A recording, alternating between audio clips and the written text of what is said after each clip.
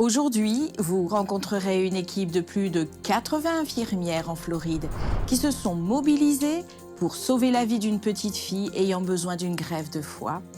Et vous verrez comment leur réponse rapide lui a donné une seconde chance.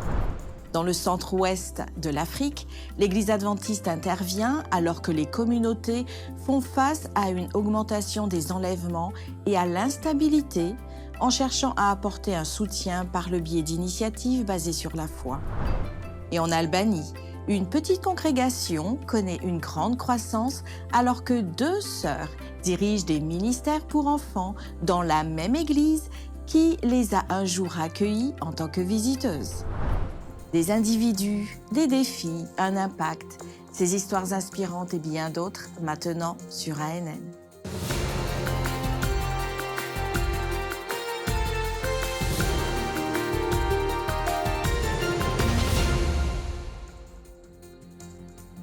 Bienvenue sur ANN. Nous commençons cet épisode avec des nouvelles nous parvenant du sud-ouest de l'Europe.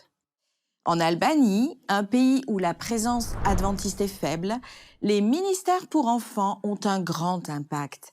Ils transforment des vies et inspirent une nouvelle génération. Les églises locales s'appuient sur de tels ministères pour semer des graines d'espoir.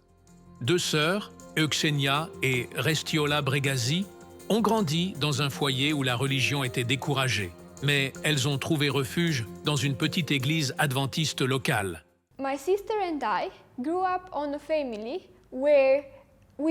et moi avons grandi dans une famille où nous ne prions jamais avec nos parents.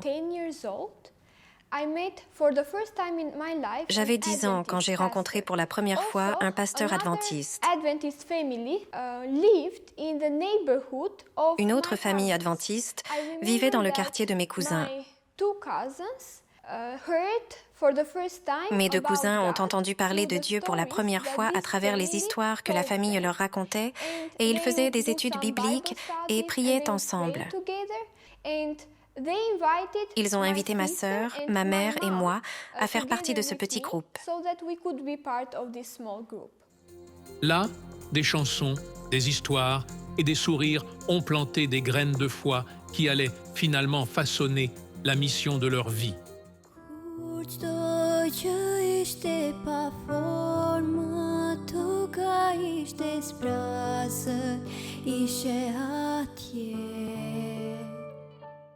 Malgré l'opposition de la famille, elles ont persévéré avec le soutien de leurs amis et la prière.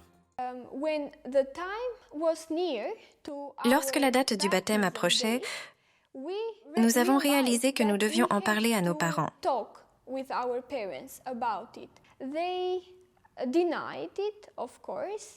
Ils l'ont bien sûr nié et ils ne voulaient même pas en discuter avec nous.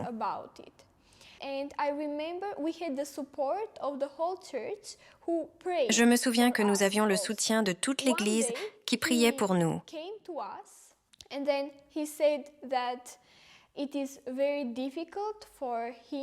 Un jour, il est venu vers nous et a dit qu'il était très difficile pour lui de nous permettre de franchir cette étape dans notre relation avec Jésus.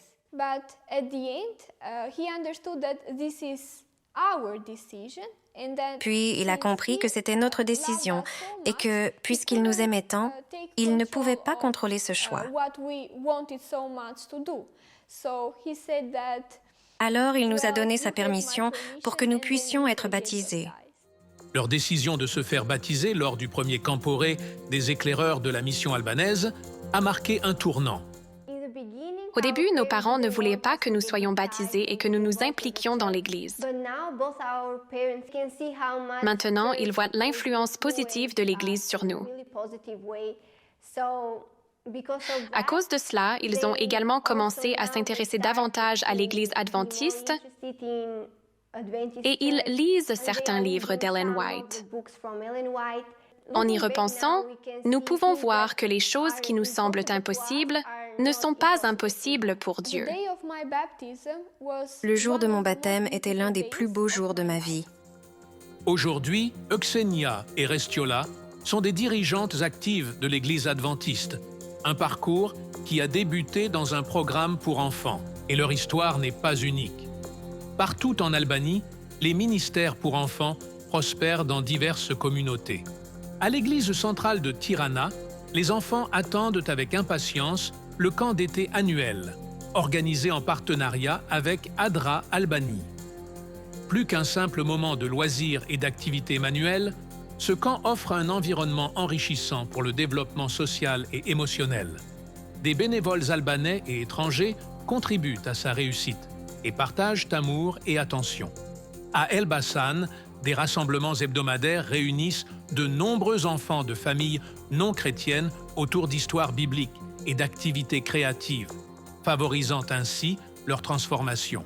La région montagneuse de Corset propose des programmes animés le dimanche, dont une activité MasterChef pour promouvoir une alimentation saine, et partage l'amour de Dieu avec des cadeaux de Noël offerts à plus de 200 enfants.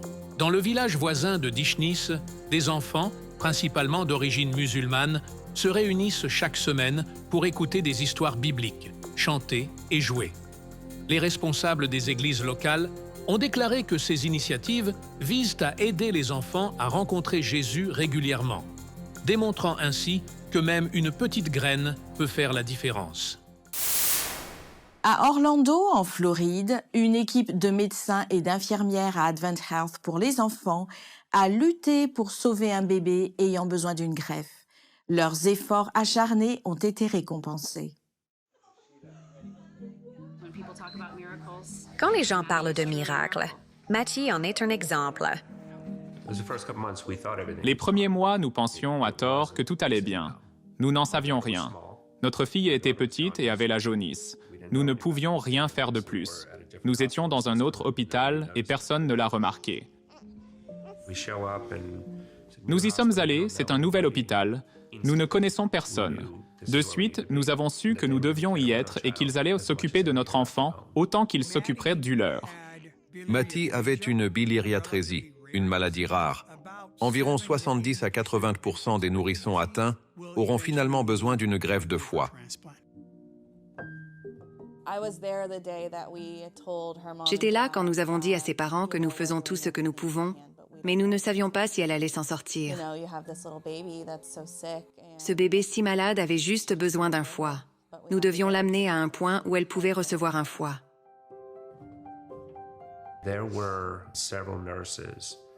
Il y avait plusieurs infirmières qui semblaient émotionnellement connectées à cet enfant et prêtes à se battre avec nous. S'il y a quelque chose que nous pouvons faire, nous l'essaierons. Ce traitement jamais essayé auparavant pourrait sauver sa vie. Dans les 100 jours où Matty était ici, chacune de nos 80 infirmières a contribué à ses soins. Tout à coup, l'un de nos médecins préférés est entré.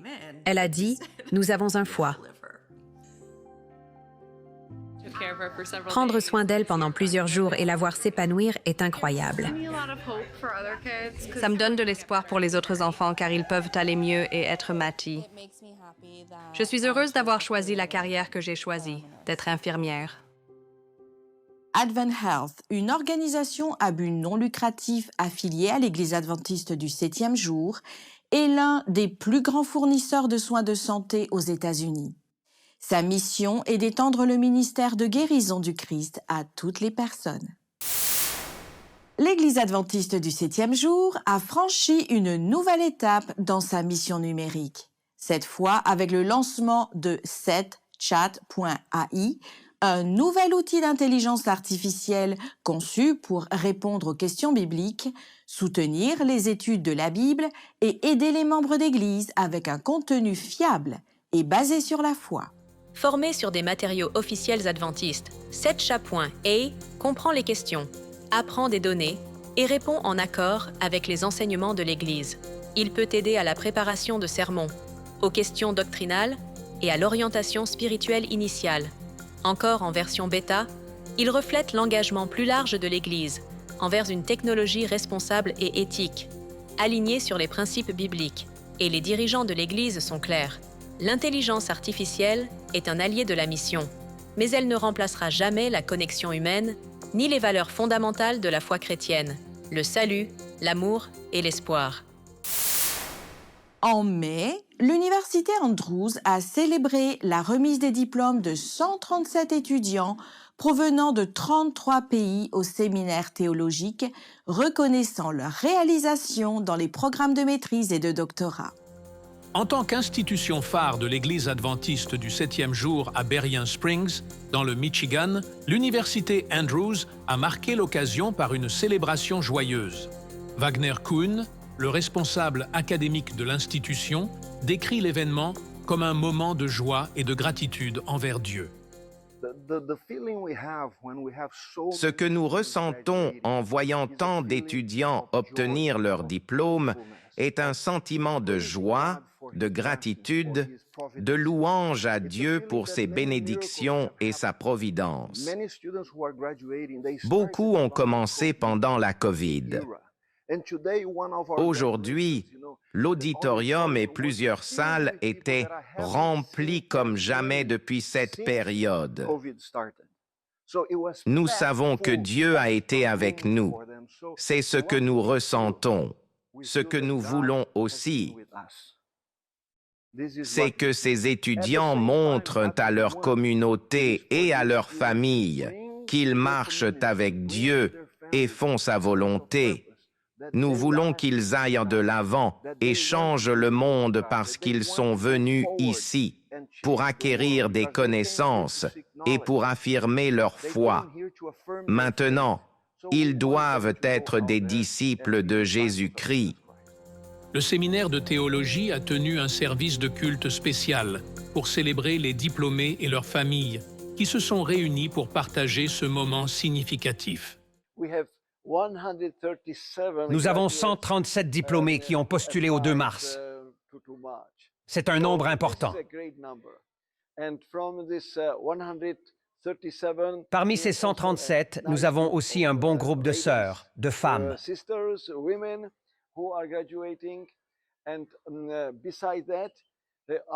En outre, ils viennent de 33 pays, de l'Angola au Zimbabwe,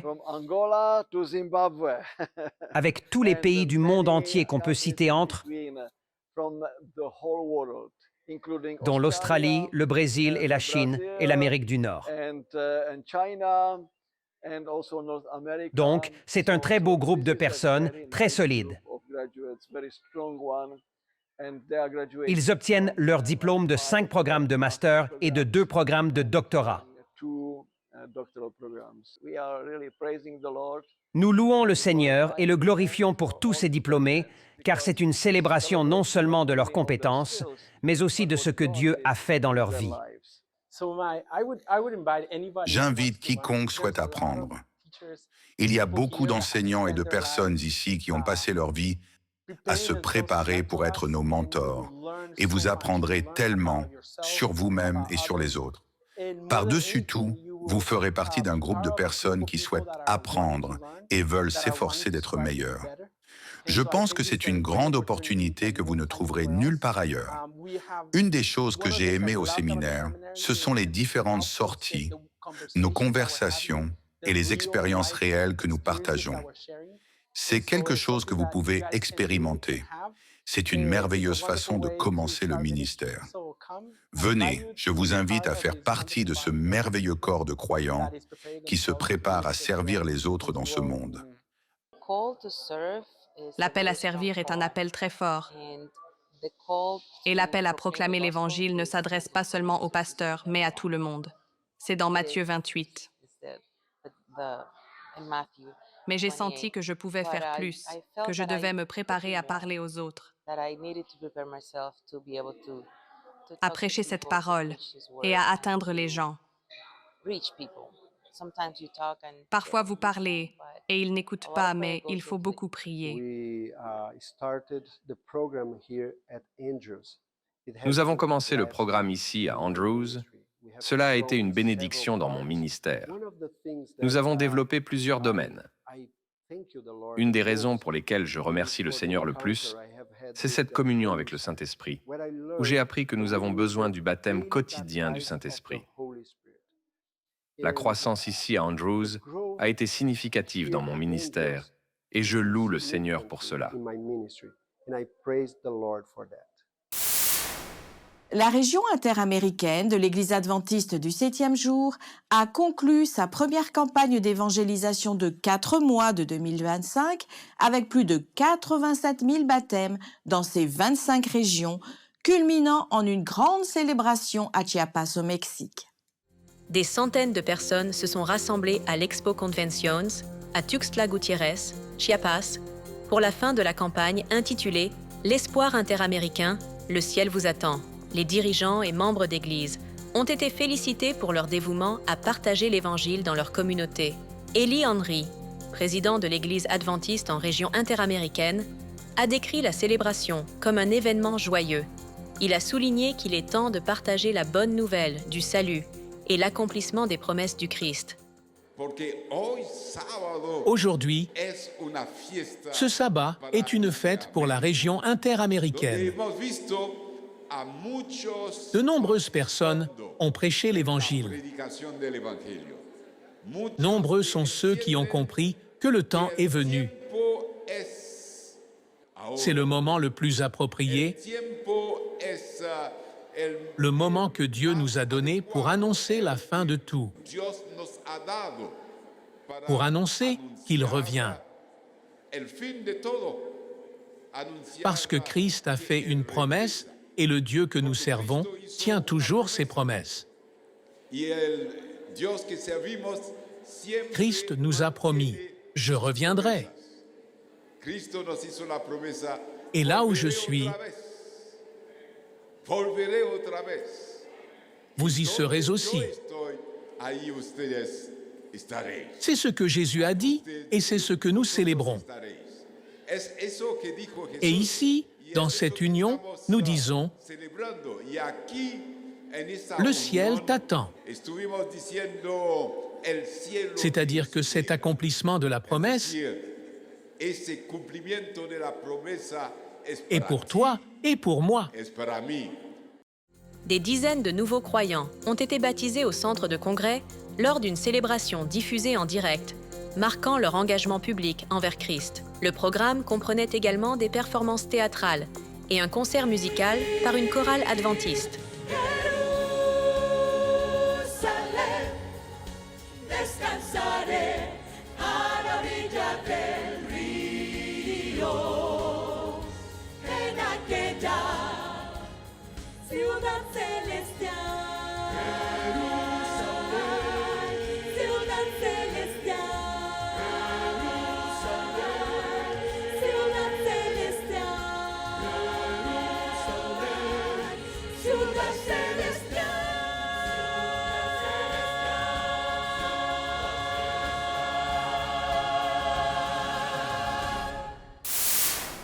Un puissant témoignage de la protection de Dieu vient de l'Afrique de l'Ouest.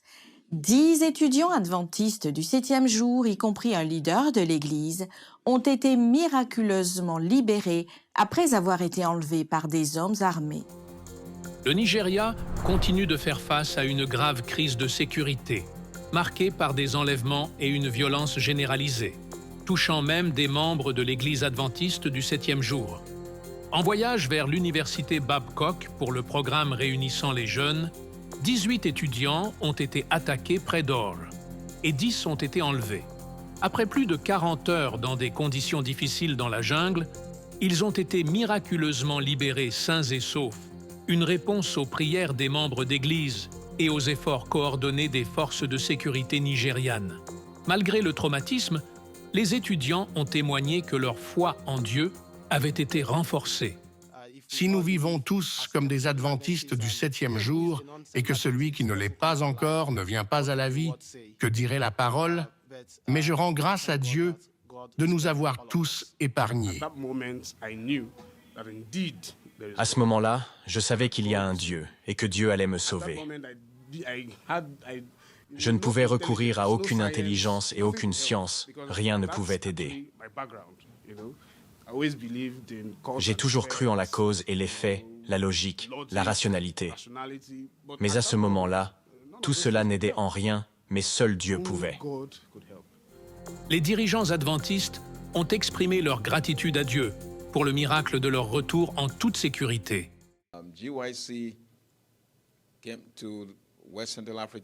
La conférence mondiale de la jeunesse s'est tenue à la division de l'Afrique centrale et l'université Babcock est devenue notre centre.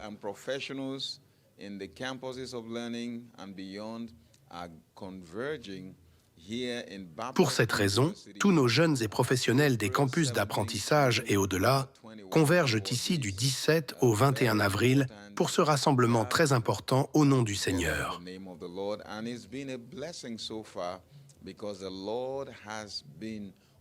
Jusqu'à présent, cette expérience a été une bénédiction, car le Seigneur a été merveilleux parmi nous, même si le diable a essayé de ternir cette expérience lorsque mercredi, des étudiants se rendant à ce congrès ont été enlevés en chemin. Dès que nous avons reçu la nouvelle, le peuple de Dieu a prié. Jeudi, nous avons demandé dans nos prières qu'avec la grâce de Dieu, il nous rejoigne pour ce congrès.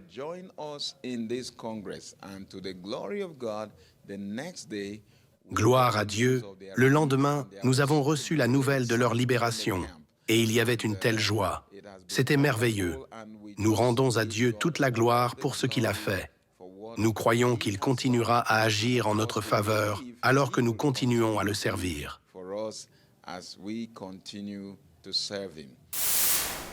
Les événements des ministères adventistes des possibles dans le monde entier appellent les dirigeants et les membres de l'Église adventiste à prendre conscience et à soutenir l'accueil des personnes ayant des besoins spécifiques.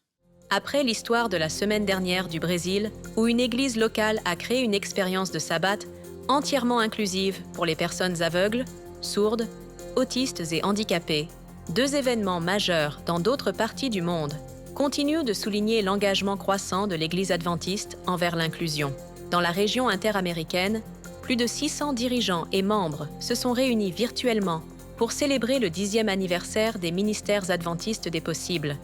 La retraite a porté sur la guérison émotionnelle, spirituelle et physique, avec des sessions sur le soin, la santé mentale et le ministère auprès des sourds.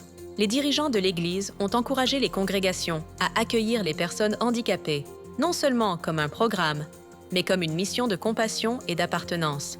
Pendant ce temps, dans la région nord-américaine, la conférence annuelle des ministères des handicaps, tenue à l'Église adventiste du 7e jour Living Hope, en Virginie, a marqué un moment historique, avec une participation record. Des intervenants et des jeunes ont partagé des histoires personnelles. Des ateliers ont offert une formation pratique et les participants ont exprimé un fort soutien pour établir un ministère permanent des handicaps dans l'Église locale. L'événement a mis en valeur les talents des personnes handicapées et a laissé les participants unis dans une conviction. Le moment pour ce mouvement est maintenant. De l'Amérique du Sud aux Caraïbes et en Amérique du Nord, le message est le même. Les ministères adventistes des possibles proclament que toute personne, quels que soient ses défis ou limitations, est précieuse, indispensable et appelée à mettre ses dons au service de Christ et de la communauté. Rendons-nous en Amérique du Sud, où l'aviation missionnaire adventiste transforme des vies dans des endroits difficiles d'accès. Découvrez comment les cieux du Pérou sont devenus un pont d'espoir et de salut pour les communautés isolées. Dans un pays avec une géographie difficile, comme le Pérou, où les montagnes, les rivières et les forêts isolent de nombreuses communautés, le ciel est devenu une route vitale et la foi, le carburant moteur. Depuis 1997, Peru Projects, une initiative d'aviation missionnaire inspirée par un programme adventiste aux États-Unis, livre de l'aide médicale, un soutien spirituel et de l'espoir à ces régions éloignées. Le pilote missionnaire mexicain et responsable du programme Eben Espinosa partage son parcours.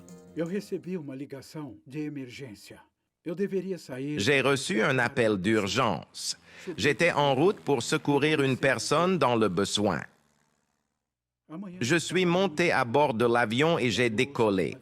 Le soleil brillait et tout était clair. Mais à mi-chemin, le temps s'est dégradé. Il est devenu sombre et des vents violents ont fait tanguer l'avion. Des éclairs ont illuminé le ciel et le tonnerre a grondé alors qu'une tempête s'annonçait. J'ai dû faire un choix difficile. Faire demi-tour vers la base ou continuer pour sauver cette personne.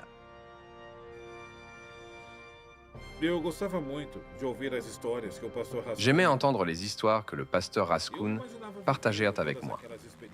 Je pouvais m'imaginer vivre tous ces moments, même s'ils me faisaient parfois un peu peur.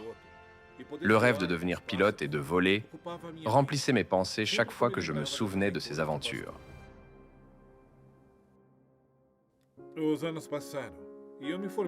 Les années passèrent et j'ai obtenu un diplôme en théologie de l'Université de Montemorelos au Mexique.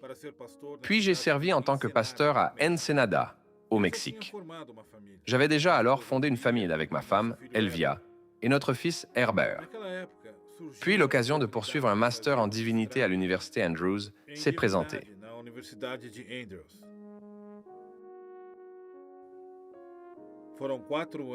Il a fallu 4 ans de gros sacrifices de la part de toute la famille pour financer mes études.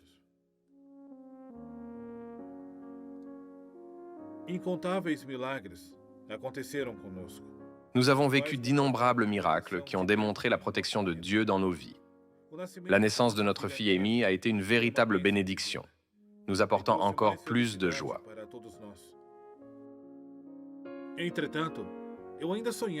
Pendant ce temps, je rêvais toujours de devenir pasteur, pilote et missionnaire, prêt à aller où Dieu m'appelle. Après mon master, je me suis inscrit à la formation de pilote commercial à l'Université Andrews, où j'ai appris pendant 3 ans avec d'excellents instructeurs. J'ai travaillé aux côtés de pilotes professionnels très expérimentés et j'ai réussi à compléter tous les crédits et heures de vol requis pour mon diplôme.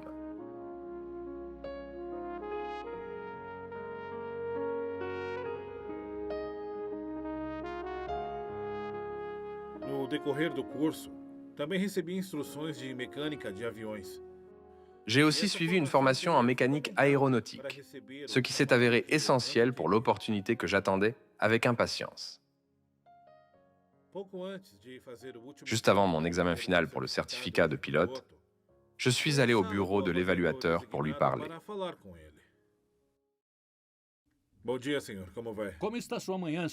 Bonjour, monsieur. Comment allez-vous aujourd'hui? Comment se passe votre matinée, monsieur? Aujourd'hui est votre jour d'enregistrement. D'ici la fin de la journée, vous aurez votre licence de pilote de ligne. Je sais que vous avez un grand rêve d'aller en Papouasie-Nouvelle-Guinée et j'ai une réponse pour vous ici.